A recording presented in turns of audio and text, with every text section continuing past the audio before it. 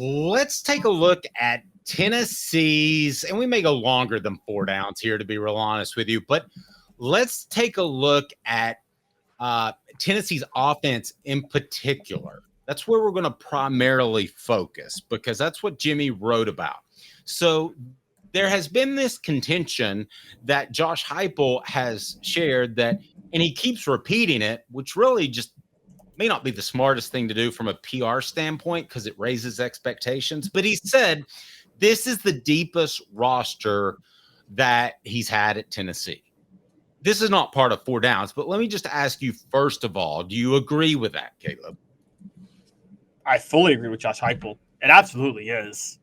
Okay. Now, I agree with that too. Jimmy does not agree with us. Now, normally we would have him on, as we do every Wednesday, to discuss that, but he's at the U.S. Open. So, Cooper, what should we do? Oh, we shouldn't do that. Cooper, what should we do before we get to 4 downs? Cooper Mays here.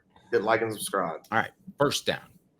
Coop here. First down. All right, we're going to talk quarterbacks, but let's focus on the offensive line first. Would you take the offensive line of Cooper Mays, Javonte Spraggins, John Campbell, Lance Hurd, Jackson Lampley, or Andre Keurig over top 10 NFL pick Darnell Wright, Jerome Carbon, J.J. Crawford, Gerald Mincey, Mays, and Spraggins? Jimmy has a point. We're comparing basically, you'll see, we're comparing basically to this, the 2022 team, which would have easily made the playoffs. Yes. And Jimmy, it's fair to say, has a great point. I wouldn't do that at all. Okay. I agree with him on that point. We're not addressing depth, and he didn't address depth in this particular column, but I will tell you that I think Tennessee had more average depth. I'm still concerned about their depth this year. All right, second down. Cooper Mays here. Second down. All right, would you take the tight end room of Ethan Davis, Miles Kitselman, and Holden Stays over Princeton Fant, who accounted for 9 touchdowns, and Jacob Warren? Jimmy said he would not. Would you? I actually would. It's because of the Ethan Davis thing, and this is and again I get Jimmy's point. I can't say I take Kitselman over Jacob Warren, but yes, you would. I think Ethan. You think I would? Spoke somebody over the weekend. You would. Miles Kitselman is going to be the player we've talked least about that's going to have the biggest impact on this program. Don't be surprised if they run some double tights down on the goal line, which they don't do. Don't be surprised if he makes a clutch play or two. You're going to have to trust me on this one. You would take these 3 over those 2. No offense to Jacob Warren or Princeton Fant. You know we love Jacob Warren. Yeah. You need to be with me on this one. I'm okay. I'm with you. I'm diving all in on blocking tight ends to me for this offense are more about understanding schemes and things like that. Whereas Ethan Davis, like the stretch the field tight end, that's more about raw athletic ability. And Ethan Davis beats Princeton Fant in raw athletic ability by a wide margin. Somebody recently told me Tennessee went after Miles Kitselman thinking he was the blocking tight end. And as it turns out, he is a much better receiver downfield than they even dreamed. So, I mean, that's with camp wrapping up. So don't be surprised with Ethan Davis, just a sophomore, if Miles Kitselman ends up being the guy with the most receptions at the end of the year. How crazy is that? Is that crazy? That's wild. That's crazy. That's crazy. So, that is total bullshit. No, it's not. Tennessee center Cooper Mays here. Third down. All right. Would you take Squirrel White, Chris Brazzell, Brew McCoy, Dante Thornton over Biletnikoff winner Jalen Hyatt, Cedric Tillman, Ramel Keaton, and McCoy? Now, let's remember this is entering the season. We don't know that Cedric Tillman would suffer an injury in 2022. Yeah. I think roughly the same, honestly. I think roughly the same. Yeah, I was just going to say that too. I was going to say that was about a wash. So, yeah. I'll say that they're about the same. I mean, I'll say this. I'm going to say this much because Chris Brazzell's playing the Ramel Keaton role. Chris Brazzell's better than Ramel Keaton in that same role. I mean, and that's all due respect to Ramel Keaton. I have a lot of respect for Ramel Keaton. I love him. I think he gave his all for Tennessee. But, Dave, I think Chris Brazzell's better, don't you? Yes, and you changed my mind. I would take this receiver group heading into the season over that receiver group. There you go. The only reason I'm hesitant is because I don't know if Squirrel White's on Jalen Hyatt's level in the slot. but Chris Brazos above Ramel Keaton. You also have a Dante Thornton who will play on the outside, and we discussed with him personally that he's more comfortable there, and that's probably where he should play from the get. What down are we at, Caleb? We have fourth down yet? Fourth down. All SEC center Cooper Mays here. Fourth down. Okay. This is a tough one. Would you take Dylan Sampson, Cam Selden, Peyton Lewis, and Deshaun Bishop over Jalen Wright, Jabari Small, and Dylan Sampson? No, I wouldn't. I wouldn't either. I wouldn't either. So it's tough for me to make an argument against Jimmy on that. So I'm with Jimmy completely there. Now is where it gets really tough. Would you take Heisman Trophy candidate Hendon Hooker, NFL draft pick Joe Milton, and Gaston Moore over Nico, Gaston Moore, and Jake Merklinger? And I put them in that order specifically because I don't think Merklinger is ready yet. As far as the room, who would you take? No. And I get Jimmy's point, but no, I'm taking Nico. I have been high on Nico from the start. Okay, I don't care what Hendon Hooker did for Tennessee in 2022. I am higher on Nico now. Okay, I am getting it. This is like assuming that Deshaun Watson can't be better than Taj Boyd when everybody knew he was going to be better than Taj Boyd, and that's the situation Nico is in. I am doubling down. I'm tripling down. I'm quadrupling down. What is it? The Christmas story? I triple dog dare you. I triple dog dare me to put all my money on Nico being better than Hendon Hooker. And that is with all due respect to Hendon Hooker, who, by the way, might be starting this year for the Lions with what he's played in preseason. But yes, I am taking Nico Iamaleava. Okay, I'm going to tell you who I would take, and it's brought to you by Medicare Misty. Wherever you're watching, she's licensed in over 40 states, so she can take care of your Medicare needs for no cost. Which group I would take? 30 seconds.